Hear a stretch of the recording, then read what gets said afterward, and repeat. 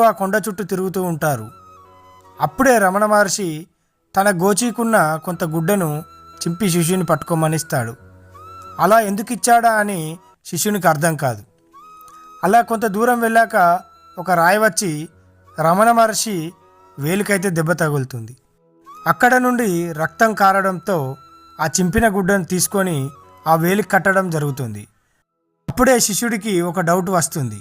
ఇదంతా ముందే జరుగుతుందని తెలిసే ఆ గుడ్డను చింపి నాకు ఇవ్వడం జరిగింది కదా, ఆ రాయి ఉన్న చోట నుండి కాకుండా పక్క నుండి వెళ్ళొచ్చు కదా అని అడుగుతాడు.